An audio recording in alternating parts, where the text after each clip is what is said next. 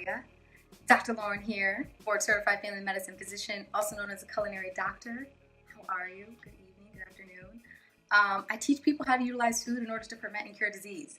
So my goal, my mission, my passion is to really help eliminate some of these food-related diseases that we see, particularly in the African American community. So I just wanted to pop in. I just got back from a run and I'm about to finish dinner, but I thought we should chat. And I need you to not be mad at me. Don't be mad at me. But about 2 weeks ago, I posted an article. The article was by CNN Health, and it was about the link between bacon consumption and colorectal cancer. So I posted the article because I thought it was a great study, and y'all was mad at me. Y'all were like really mad at me. My dad was like, not bacon. I had a patient that I tried to tell her about the study. She fired me as her doctor.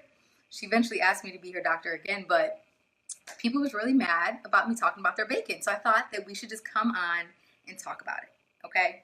Talk about it. Because listen, knowledge is power.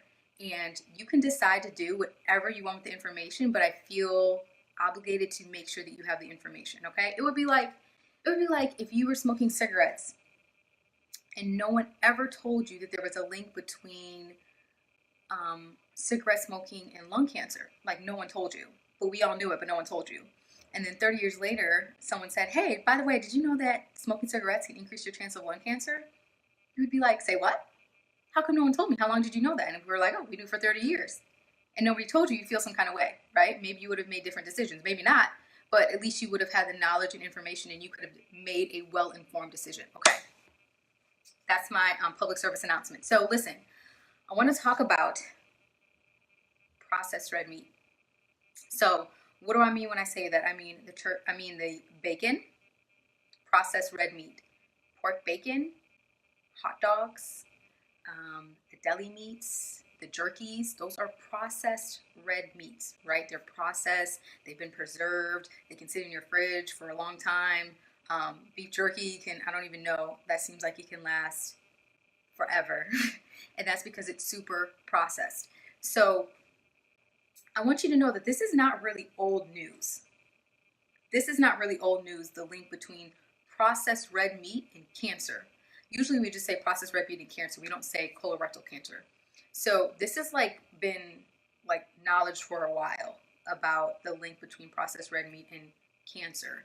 In 2015, the World Health Organization listed processed red meat as carcinogenic, meaning as a cancer-causing substance. So that has been well documented. This study just talked about the increased risk from regular consumption of processed red meat and how that was directly correlated to colorectal cancer. So they compared eating a slice of ham to eating a quarter pounder on a regular basis. And by eating the quarter pounder, which is obviously more processed red meat than a slice of ham, your risk was increased by like 20%. That's pretty significant, I would say. In general, your risk of cancer with processed red meat is high anyway, but that risk is increased with the higher the rates of consumption. I hope that makes sense. So the concern is about the nitrates. Now, there's nitrates in lots of things. So there's nitrates in celery, but we all know celery is not causing colorectal cancer, right? Celery is not causing colorectal cancer. Celery has health benefits. It's good for your heart, right? So the nitrates, which is a preservative that's in the bacon, that's in our processed red meat, there are thoughts that those nitrates during the cooking process are converted to a compound called nitrosamine, and that is well known to be carcinogenic, meaning causing cancer. So that's why we care about nitrates. Some people will be like, nitrates are not good, they're not bad, they're good, blah, blah. But it's the nitrates in red meat and the chemical reaction that they go through in the cooking process that makes them bad. Do we all understand that? So red meat, processed red meat, which we already said is like hot dogs, the deli meat, the bacon, the sausage. I'm sorry if that hurt your feelings, but well known to increase your risk of cancer. And this is just another study that documented it.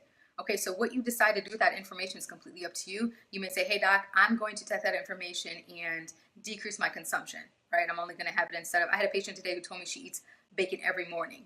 And so maybe instead of having it every morning, you're only going to have it on the weekends. Or maybe you're like, you know what, doc, that's all I needed to hear. That's all I needed to hear, and I'm done with the bacon. I'm done with the processed red meat. So you take that information and you decide what you can do. And I understand for some people, they can't make a complete transition to not consuming it. All right. So some people have asked me, like, what about an alternative? So this is the bacon that I buy from my husband because my husband does like bacon. I hope you guys can see it. And it's uncured. So it's nitrite-free turkey bacon. So listen, this is still a processed meat, right? Because it's bacon. It's just made from turkey. So this is a processed meat, but it is not a red processed meat because it's turkey. So it's not red meat. So ideally, you know, using the data, this would not have as high of a risk of increasing cancer than it's, you know, pork bacon. And it's nitrite free. And there was something else in here that was imperfect. So no preservatives. There's no nitrites, no nitrates. It's made with turkey leg meat, no antibiotics. And so this is, because it doesn't have the preservatives in it, it doesn't last very long. So for instance, I think there's like there's 8 pieces in here. So when you open this, I mean, you got to basically finish it by the end of the week because it's just, it just is not going to be fresh for you to eat anymore. So this is an alternative. If someone was like, I just got to have me some bacon. This is maybe a better alternative for you. Okay.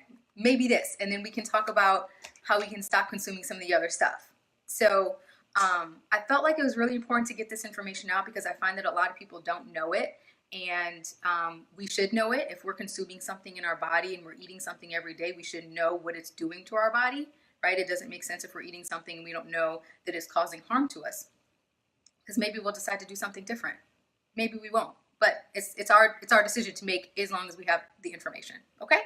So I just wanted to slide in there and tell you that. Was there anything else about that information? I think that was it. That was it from the article. I'll post the article here. I posted it again before, but I'll make sure to post it in this video so that you guys can reference the article again. It was a good article.